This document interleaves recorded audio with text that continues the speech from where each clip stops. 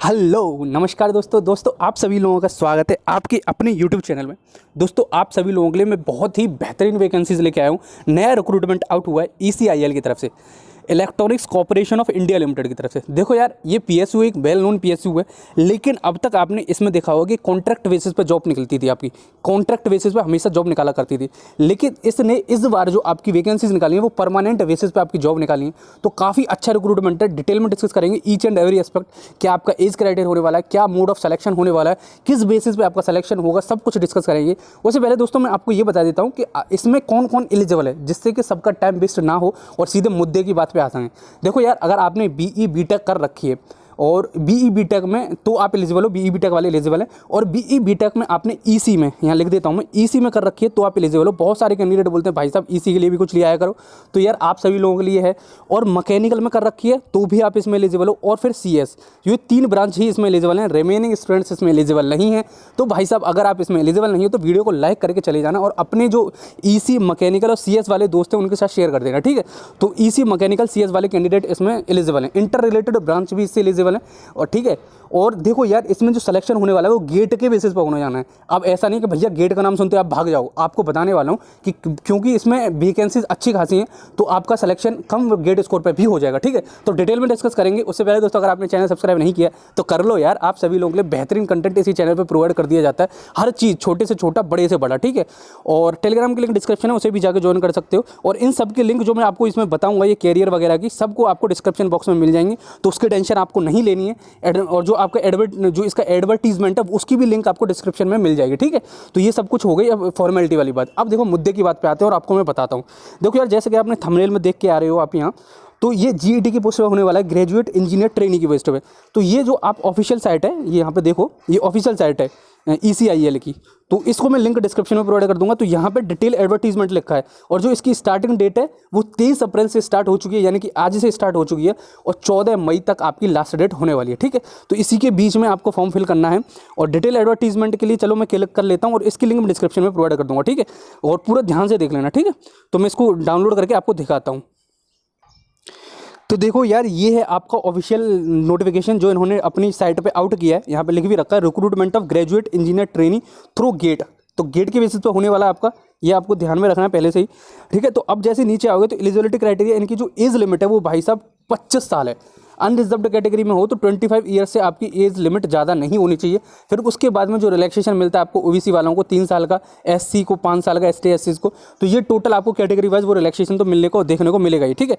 अब बात करते हैं, देखो यार, आपने कौन से बेसिस पर होने वाला है। EC में 21 वैकेंसीज हैं, काफ़ी अच्छी वैकेंसीज हैं EC के हिसाब से देखा जाए तो, क्योंकि EC की वैकेंसी इतनी आती नहीं है। एक PSU और बताई थी मैंने, आपको ध्यान हो लिख के बताना कमेंट बॉक्स में कौन सी थी, NPCIL थी, मैं ही बता देता हूँ। उसमें 50 के आसपास, 54 के आसपास EC की वैकेंसी निकली थी। यार गेट देखो एक ऐसा जादुई चीज़ है जिससे आपको जॉब मिलना तय है, अगर 500 के अंदर आपकी रैंक आई है तो इस वजह से यार, अगर आपने बहुत PSUs के एग्जाम दिए और नहीं हो पा रहा है तो यार गेट एक बार तहे दिल से बैठ के 1 साल करके देखो उसकी तैयारी, डेफिनेटली आपकी जॉब लगने वाली है। क्योंकि इस बार देखो, अपने मुंह से ही मैंने मतलब रिक्रूटमेंट की आपको लगभग मैं अप्रॉक्स बता रहा हूँ, 15 से लेकर 16 तो मैंने वैकेंसीज बता ही दी होंगी आपको। तो बहुत ज़्यादा अच्छा रिक्रूटमेंट निकलता है गेट के बेसिस पे, और आपको पता भी होगा उसके बारे में। तो मैकेनिकल में 10 वैकेंसीज हैं, CS में 9 वैकेंसी हैं, टोटल वैकेंसीज 40 हैं। और आपकी BTech के दौरान 65% होने चाहिए, ठीक है। तो EC, ME और CS में आपने वो गेट लिखा हो, जो आपका गेट का जो होता है, क्या बोलते हैं उसे, कोड, उसमें लिखना होना अति आवश्यक है। देखो फाइनल ईयर स्टूडेंट एलिजिबल हैं इसमें, देखो यहाँ पे लिख रखा है इन्होंने, मैं दिखा देता हूँ ऊपर। Candidate should have possessed passed qualifying degree examination, final year students are eligible to apply, ठीक है। तो फाइनल ईयर स्टूडेंट एलिजिबल हैं, उनके पास लेकिन 65% ओवरऑल होने चाहिए, ठीक है। तो यानी कि टॉपर्स का कुछ नहीं होता है, लेकिन आपको जो क्या बोलते हैं उसको, मैं ये कह सकता हूँ कि आपके जो 65% अगर आपके आए हैं और आप फाइनल ईयर में हो तो आप एलिजिबल हो, ठीक है। तो ये आपको ध्यान रखना है। और इनसे इंटर रिलेटेड ब्रांच देखो यहाँ लिखा हुआ है, candidate having dual combination degree, namely automobile engineer, mechatronics, construction engineering and combination, और उन्होंने मैकेनिकल में पेपर लिखा है तो वो भी एलिजिबल है, ठीक है। तो गेट का पेपर लिखना आपका मैकेनिकल में जरूरी है, तो ये आपका हो जाता है। इसका 65% पूरा टोटल ओवरऑल होनी चाहिए आपकी। और देखो सैलरी का इन्होंने काफ़ी अच्छा लिख रखा है कि सैलरी आपको ये होने वाली है। अब देखो कैटेगरी वाइज में आपको बताऊं तो कैटेगरी वाइज अनरिजर्व्ड में 20 वैकेंसी, EWS में 3 और OBCs में 13, ठीक है। तो टोटल नंबर ऑफ पोस्ट जो है वो 40 हैं, ठीक है। तो ये आपका पूरा क्राइटेरिया हो जाता है। देखो मैं आपको दिखा भी देता हूँ यहाँ पे, जैसे यहाँ पे इन्होंने मेंशन भी कर रखा है। अब देखो मैं आपको पूरा जो मेन बात है वो मेन मुद्दे की बात पे आता हूँ और वो दिखाता हूँ आपको सिलेक्शन, मोड ऑफ सिलेक्शन क्या होने वाला है। देखो यहाँ इन्होंने मेंशन कर रखा है, मैं दिखा देता हूँ आपको। गेट स्कोर 2022 का होना चाहिए, ठीक है। 1:4 में आपको कैंडिडेट को बुलाया जाएगा इंटरव्यू के लिए, ठीक है। तो यह मेंशन हो जाता है। फिर पर्सनल इंटरव्यू शॉर्टलिस्ट होंगे on the basis of your GATE score, ठीक है। यहाँ पे देखो, यहाँ पे लिख रखा है, मैं पढ़ के दिखा देता हूँ। Shortlisting candidate personal interview is done in order of merit based GATE score 2022 1:4 के रेशियो में बुलाया जाएगा। बीटेक की अगर देखो क्लैश कर रहा होगा दो बच्चों का, तो बीटेक के जिसके नंबर ज़्यादा होंगे उसको बुला लिया जाएगा। पर्सनल इंटरव्यू होगा आपको और आपको मेल के थ्रू बता दिया जाएगा, ठीक है। तो आपको अप्लाई क्या से करना है वो भी मैं आपको दिखा देता हूँ। देखो यहाँ पे देखो यहाँ पे एक चीज़ और लिख रखी है जो आपको देखना अति आवश्यक है। फॉलोइंग डॉक्यूमेंट जो नीचे ये इन्होंने लिख रखे हैं, ये डॉक्यूमेंट आपको पर्सनल इंटरव्यू के दौरान लेके जाना है। अगर आप इसमें ले जाने के लिए फेलियर हो गए तो आपको कैंडिडेचर वहाँ पे कैंसिल कर दिया जाएगा, ठीक है। तो ये आपकी हो जाती है। जनरल इंस्ट्रक्शन देखो, फीस के बारे में बता देता हूँ। फीस यहाँ पर लिखी हुई है, कैंडिडेट बिलोंगिंग टू ओबीसी, ठीक है। ओबीसी और क्या बोलते हैं जनरल, उनको और ईडब्ल्यूएस, इन सभी लोगों को 500 रुपये पे करने हैं।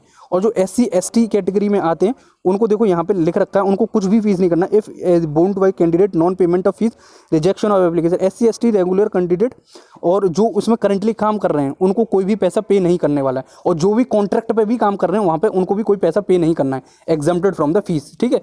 जो कोई बंदा पहले से, देखो मैं एक एट अ ग्लांस बता देता हूँ, जनरल OBC EWS कैंडिडेट हो तो आपको 500 रुपये पे करने पड़ेंगे। अगर आप SC ST या फिर उसी में वर्किंग क्लास हो, उसमें ECIL में, चाहे आप फिक्स कॉन्ट्रैक्ट पे क्यों ना हो, तो भी आपको कोई पैसा पे नहीं करना है, ठीक है। तो यही इन्होंने मेंशन कर रखा है। ऑनलाइन एप्लीकेशन फॉर्म ही भरे जाएंगे, कैसा नहीं है कि भैया अपना ऑफलाइन भेज दो कि मेरे को ज़्यादा प्रेफरेंस मिल जाएगी, ऐसा कुछ नहीं होता है।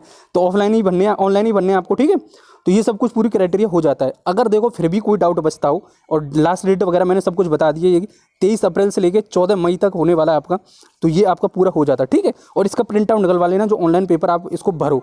तो ये पूरा कंप्लीट इन्फॉर्मेशन है, गेट 2022 के बेसिस पे होने वाला है। इंटरव्यू डेट अभी इन्होंने कुछ नहीं बताई है, जल्दी से बता देंगे, उसकी टेंशन नहीं लेनी है। तो जो भी एलिजिबल हो इसमें, जो भी एलिजिबल हो वो सब इसमें भर दें।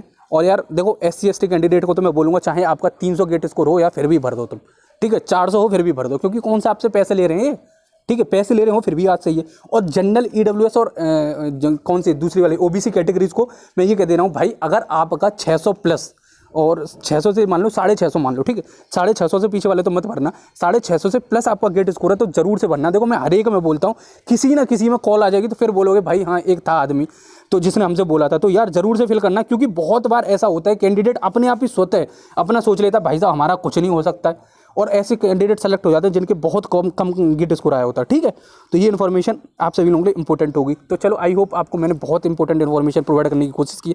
अगर आपको फिर भी कहीं डाउट हो, कहीं छोटा सा बड़ा सा, तो कमेंट बॉक्स में कमेंट कर लेना, या टेलीग्राम का चैनल है वहाँ जाके पूछ लेना, ठीक है। मैं कोशिश करूँगा आपका निवारण करने का, ठीक है। चलो मिलते हैं अगली वीडियो में। यार शेयर कर दिया करो, और एंड तक किसी ने देखा हो तो यार थम्स अप जरूर करना, जिससे मैं अब ये देखा करूँगा कितने बच्चे एक्टिव हैं, ठीक है। चलो मिलते हैं।